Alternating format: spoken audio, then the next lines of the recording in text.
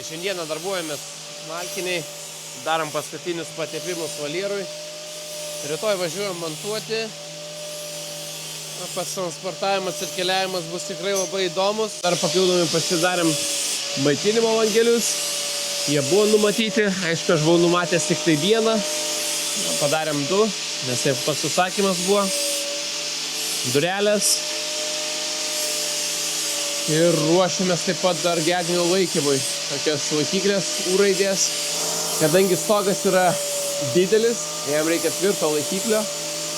Tai irgi dabar prisivirinsim, sukursim, padarysim tokius nemažus, viso reikia 32.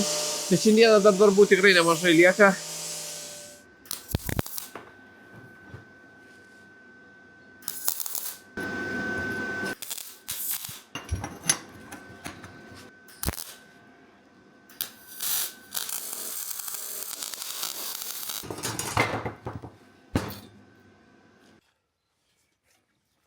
Ir visas voljeras telpa į priekabą ir būsiką. Svorio šiek tiek tikrai yra, bet tikrai nusivešim, neskubėdami lėtai. Tik tai kelio visai nemažai visgi.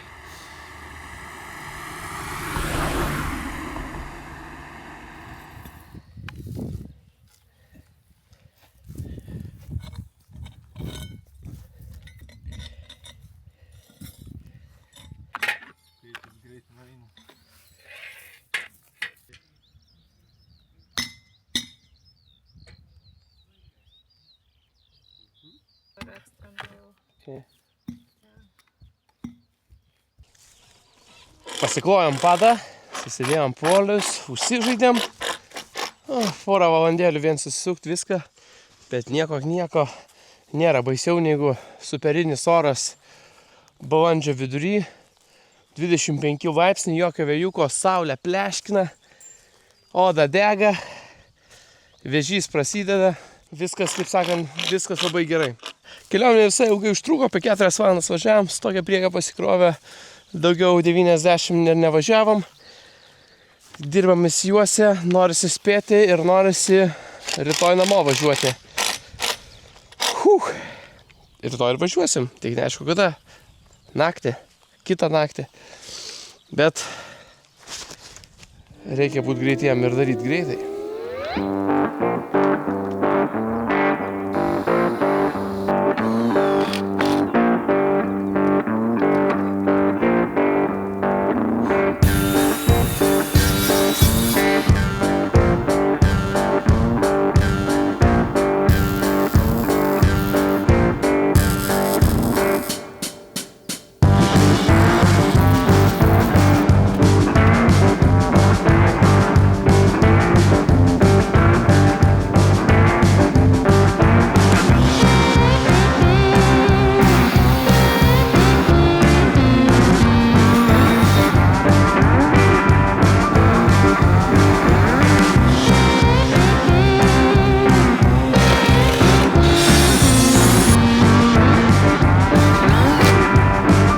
Gerai? Eik tu savo. Kągi, voljeras baigtas, pagaliau. Šiaip ne taip, šiaip ne taip. Jeigu nereikėtų skubėti ir atsipalaidavus dirbti, būtų pasaka. Na, o dabar, kadangi šiek tiek ant tokio skubėjimo, tai gavosi šiek tiek stresas, bet viskas puikiai išmokta, sužinota, suprasta. Ateityje turbūt reikėtų daryti tik iš metalo priekį, visus šonus reikėtų daryti iš medžio, žymiai paprasčiau. Su padu šiek tiek irgi prašovėm, čia yra per aukštai, čia kažką reikės gal pagalvoti, kadangi neįsuktas polis. Aišku, laikys, bet ne visai taip turėtų būti. Ir gal ateityje reikėtų tokį statant viską nusidažyti vietoje ir tada atvažiuoti ir jau surinkinėti, nes didžiausią laiką užėmė ne kas kitas, o dažymas. Surinkimas, sudėjimas mažiausiai užėmė laiką, 80% užėmė dažymas. 20 kvadratų, didelis, erdvus, gal šiek tiek tamsus. Vėlgi, pirmą kartą taip patirties toka, dabar jau viskas aišku, kitaip daryčiau. Būtent todėl ir darome tokius dalykėlius, tokius projektus imamės tam, kad išmokti suprasti ir po to ateityje šitą informaciją panaudoti ir jau kažką kito darant turėsi patirties ir galėsi primastyti.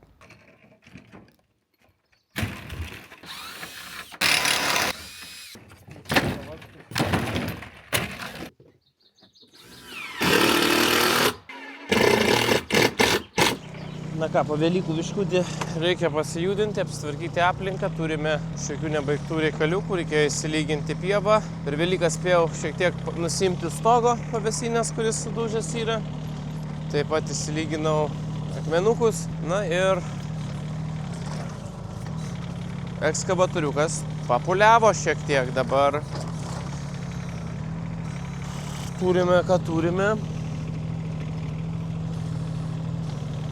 Nebenori laikyti strėlės.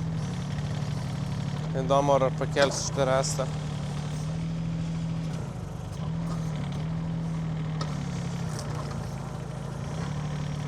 Ne velnio.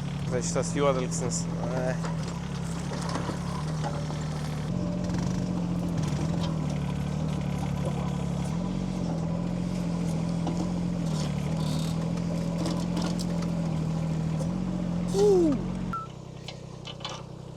Nepakėlė. Ir leidžia. Jo, neįtikėtina.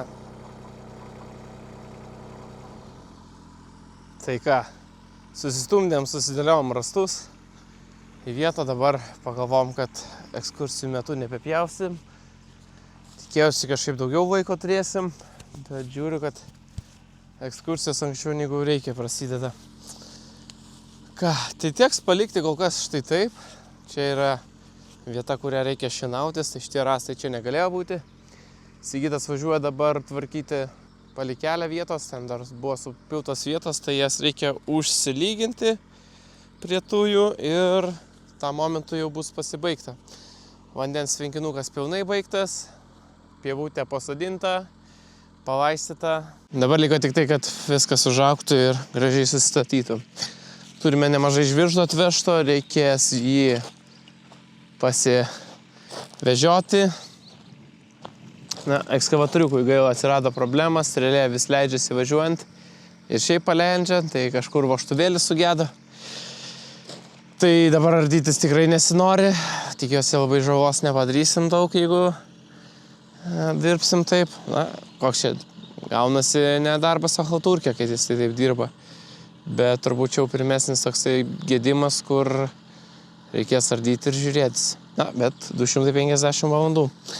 Beveik be gedimų.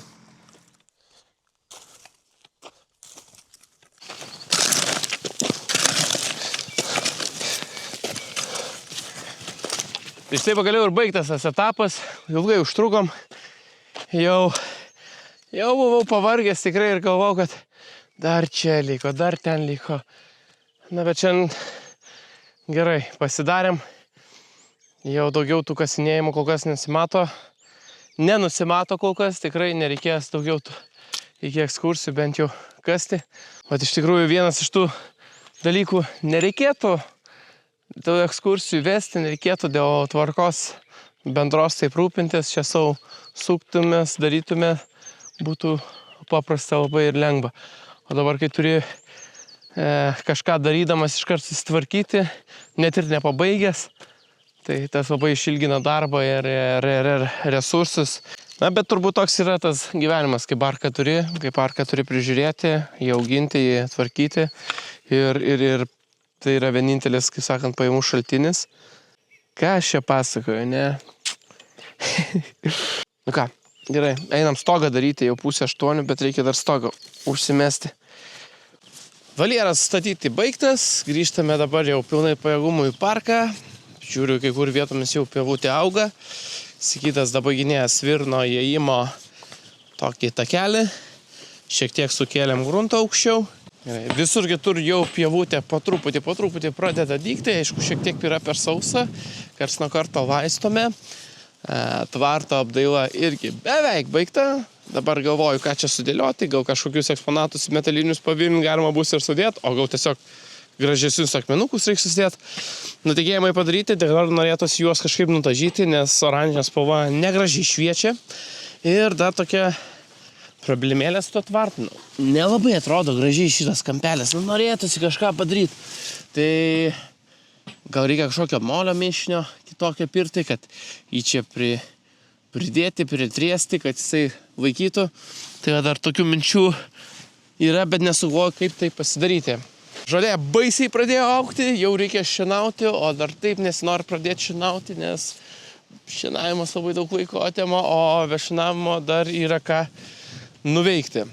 Raminta miške irgi šiandieną tvarkosi su takais, juos valo, renka šakas. Langai padaryti, reikia nuvažiuoti į Vilnių pasiimti juos, vėlgi nerandam tam laiko.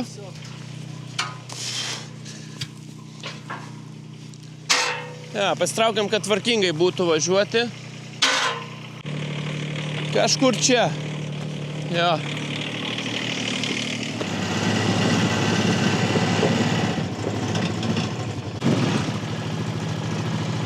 Puikiai.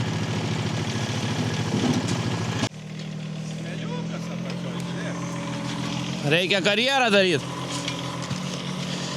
Dar biškiuką. Mažiau 5 minučių užtrunka iškasti duobę. Be jokio prakaito. Be jokio vargo ir aš galiu sau stovėti. Pavargau stovėti, jo.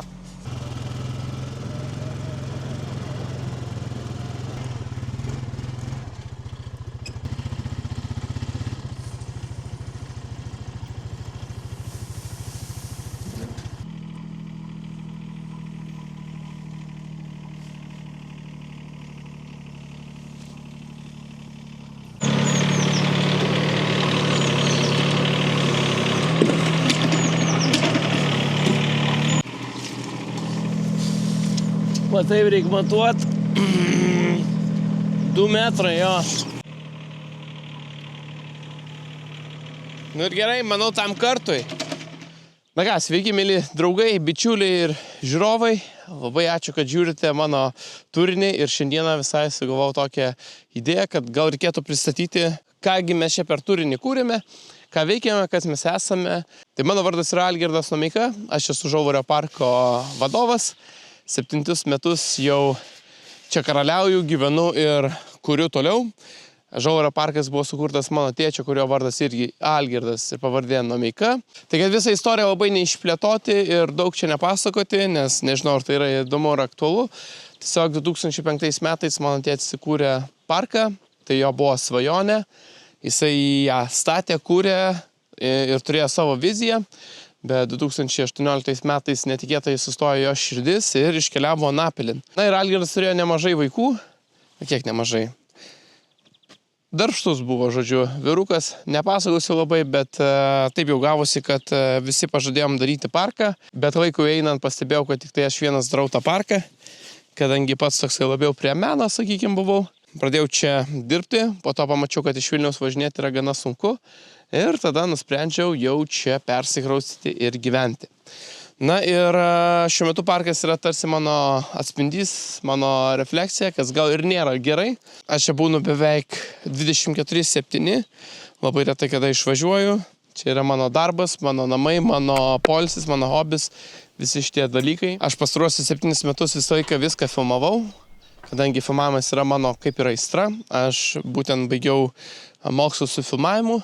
Ir labai norėjau tą daryti, bet kadangi tėtis iškeliavo nelauktai ir pačiam mano, kaip sakant, lūžyje, kur aš jau turėjau ir nemažai užsakymų ir labai gerą įrangą visą susipirkęs, tiesiog tėtis iškeliavo ir reikėjo kažką daryti. Aš pas savo tėtį dirbau labai ilgai, sakykime, pradėjau nuo 12. Dirbau įvairiausius darbus, vasarom dirbam, tarp mokyklos ir universiteto lygiai taip pat po pamokų arba paskaitų dirbau, kas nebuvo labai gerai, nes tai trukdė ir pasiruošimam, ir mokslam, na bet man visai patiko tas darbas. Kiek tas? Nepatiko man tas darbas. Kažkaip, kai tėtis iškeliavo Anapilin, aš galvojau, kad labai gaila būtų viską uždaryti, palikti, tiek žmogaus kurta, daryta ir tiesiog va taip numoti. Šie 7 metai buvo iš tikrųjų įdomus, stiprus, permainingi. Aš žmogus, kuris labiau sėdėjo prie kompiuterio ir vadinamai no-lifeinau, pradėjau mokytis virinti, statyti, konstruoti, šienauti, tvarkyti, žodžiu, tapti tikrų parko rangerių, vesti ekskursijas, dalyvauti, vesti renginius iš tikrųjų. Tai įdomi, taip gyvenimas pasisuko. Tiek gal apie mus, tai parkas yra netoli Molėtų ir parko dydis beveik yra kaip pasaulio mažiausias valstybės Vatikano. Na, o šiandieną mes su Sigitu darome naują projektą. Na kaip, gal iš tikrųjų tiesiog perdarome, statomės naują ziplainą, kadangi senasis yra šiek tiek pavojingas ir netitinkantis mano standartų. Norime tiesiog viską pasilengvinti, kad mažiau reikėtų dirbti ir sumažinti riziką užsigauti tiek patiems, tiek mūsų klientams. Pagrindinis taškas yra būtent štai čia. Čia yra pagavimo kaip ir stotelė, nusileidimo taškas, kuris turi laiptus ir minkštą tokią senelę. Šiam ziplainui yra 10 metų, tai lygiai po 10 metų mes jį keičiame. Ir didžiausia problema yra šitie laiptai, kadangi žmogus, kai nusileidžia, nepakėlęs kojus, jis gali dažnai su kūnu arba pirštais trenktis į šitą konstrukciją. Tai mes būtent ją eliminuosime. Kitas dalykas, tai pastatyta netinkamai vietoje, trukdo labai šienauti ir aš labiau norėčiau realizuoti šitą terasą į tokią kaip pastogę, kur galėtų žmonės čia sėdėti ir kavytę gerti arba šiaip tiesiog ilsėtis. Tai, žodžiu, statome dabar čia. Čia yra per mažas tarpas nuo vandens. Žodžiu, kartais žmonės būna atsimuša, grįžta atgal ir stovi virš vandens. Sistema veikia taip, kad stabdai su karabinu, tempi žemyn karabiną ir tave jisai stabdo. Bet problema yra, kad karabinai dėvisi, ne visi mokiniai gali ir patraukti tą karabiną, nes skrendant virš vandens jie pradeda labai bijoti. Kai jie nesustabdo, mes matom, kad jie nestabdo, mes čia stovim, juos gaudom už kojų, kad jie neužsigautų, kad jie čia neparlėktų. Nekartą esame ant šitų laiptų ir pargriuvę, ir susitrenkę, ir stipriai kojas susitrenkę, ir po to šlubavę. O dabar dėl ziplaino pačio darimo, tai mes pagalvom, kad galime ir patys padaryti, kadangi sertifikatų Lietuvoje neduoda. Sertifikatai yra duodami tik tai už patį trosą, tai jį ir gausime su sertifikatu. Na, darysime viską pagal taisyklės, kaip ir turi būti. Gal tik šį kartą darysime jau rimčiau, tvarkingiau, patikimiau. O kaip gausis, pamatysime. Aišku, bandysime patys testuotis, darysime testus, svorio testus, žiūrėsime ar laiko ir tada jau tik tai žiūrėsim, ar galėsime pasileisti ant klientų šitą dalyką. Na, o dar pasakojant apie patį parką, tai mes vedame edukacinės ekskursijas. Pagrindinė idėja ekskursijų yra apie rūšiavimą, apie atliekų tvarkymą, apie tai, kad nereiktų šiukšlinti, apie tai, kad reikėtų būti tvaresniam. Lygiai taip pat kaip čia esantis eksponatai, daugelis jų yra padaryti iš panaudotų dalykų. Kartais iš panaudotų dalykų tikrai nesigauna pigiau, gaunasi netgi brangiau. Vien paruošimo kaina išauga, na bet juk tvariau gaunasi, tiesa. Taip pat ekskursijos yra skirtos komandos formavimui, tai yra komandinės užduotis. Ir mano pagrindinis šio parko tikslas, kad kiekvienas žmogus atvažiavęs čia pasakytų, kad tai yra jo geriausia ekskursija, jo geriausias lankytas parkas, tai tą ir bandau sukurti. Nieka nebuvo finansuotas, jokios paramos, jos valstybinės pagalbos čia nebuvo. Sakau tai tik dėl to, jog ne kartą iš klientų esu gavęs tokį pareiškimą, kad iš Europos fondų prisiplovėm pinigėlių, primetėm čia šiukšlių ir pasivadinom save parku. Tai kad ir kaip skambėčiau liūdnai ar laimingai, parką yra nelengva kurti, bet gal įdomu. Tai yra gal įdomus visai darbas, tai tas ir motyvuoja, kad jisai nėra toks pats, nėra rutinos, bet kartais ir pasijausiu aš tos rutinos, nemeluosiu. Dabar jūs matot Sigitą šveičiantį, bet aš jums sakiau kaukę užsidėt, neklauso manęs. Būt gerai, kad su kauke dirbtum. Ne.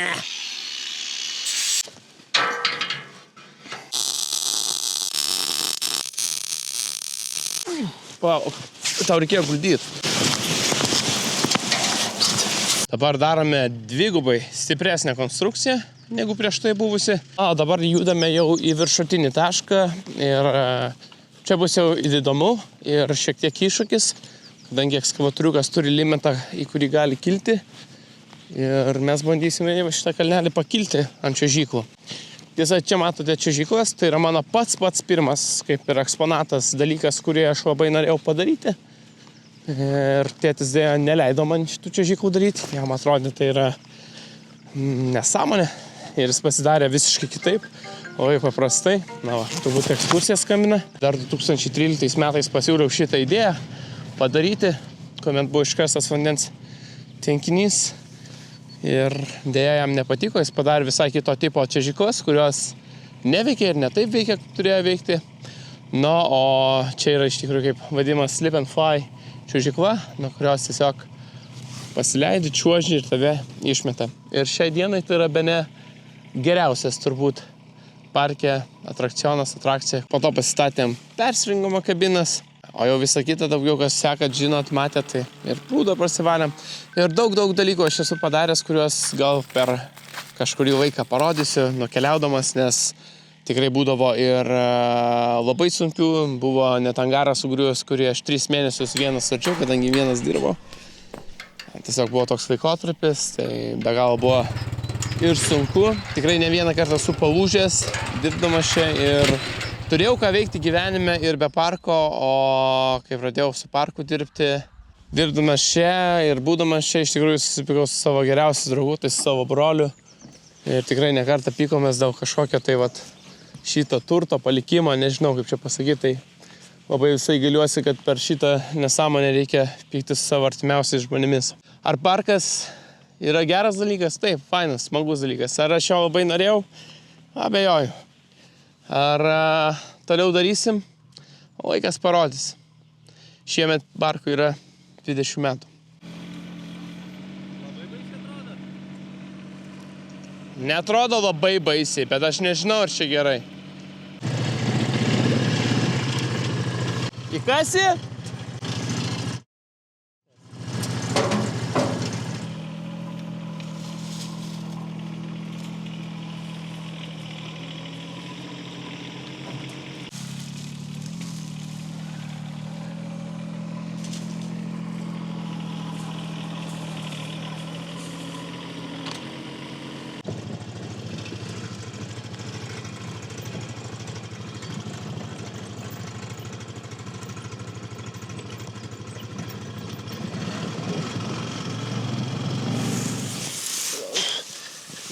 Mesk, aš pakontroliuosiu.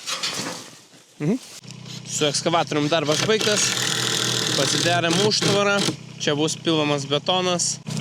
Šitą ardysime tik tai jau, kai tikrai įteisinsim ir padarysim savo naują ziplainą.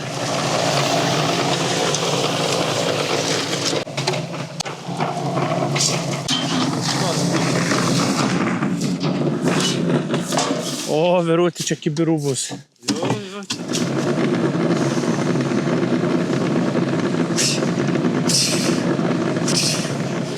Nepatinka ir man šitas dalyks.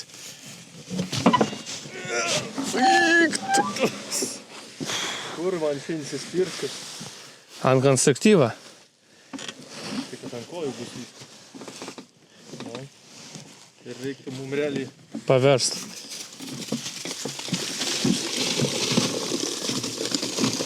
Gerai, taip tai idėja visai. Nekibiruot.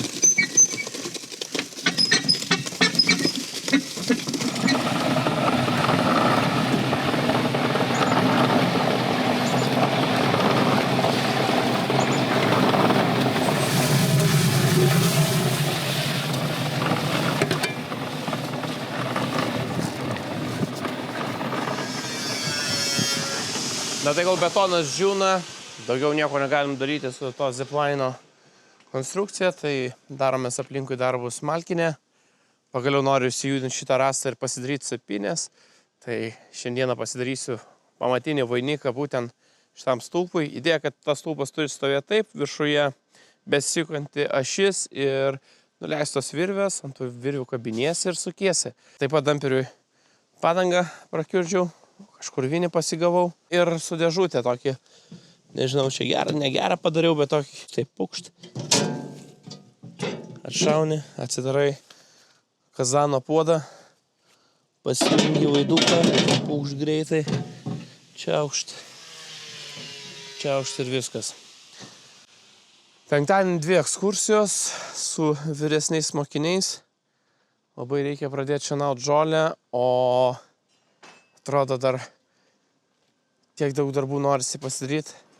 Tai vat neišeina, reikia sukti galvą, nenoriu šiandien per naktį dirbti, bet gal reikės kažką paveikti, padirbėti.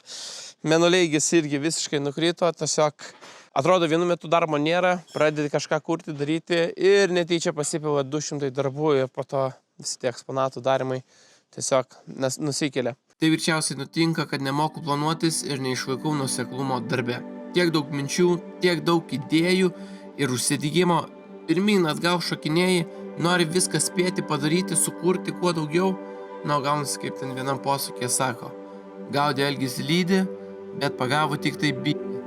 Montuoju šitą video ir galvoju, koks čia liūdnas turinys gaunasi. Iš vis ar verta šitai tokių pasidalinti? Na, bet čia man, atsiminimui. Šie video tikiuosi išliks tarsi dienoraštis man ir kai po daugelio metų prisėsiu, bus ką pažiūrėti ir prisiminti. Kad buvo ir gero, bet taip pat buvo ir blogo. Čia taip visiems ir visur būna, nieko naujo. Esu nekartą paklaustas, kodėl aš čia toliau sėdžiu ir verkiu. Jau galiu kažką kito veikti. Po 7 metų darbo jau susiformavo kažkokia tai parko vizija, kadaise buvusi tėčio svajonė, o tapo mano svajonė. Ir dabar tiesiog esu susidegęs pabaigti tai, ką užsibrėžiau. Bet tai darysiu taip, kaip aš pats matau ir taip, kaip aš noriu. Tiesa, esu be galo dėkingas savo draugam, kurie randa laiko man padėti, kurie prisideda prie parko savo idėjomis, savo jėgomis, be kai kurių aš tikrai būčiau viską metęs jau pirmais metais. Tai tiek šiame keistame epizode, jei jau pažiūrėjai iki čia, labai tau ačiū, jei patinka mano turinys, paspaus patinka, prenumeruok kanalą, gali kažką dar ir parašyti, na o aš tikrai pažadu, bus čia dar vaizdu. Iki!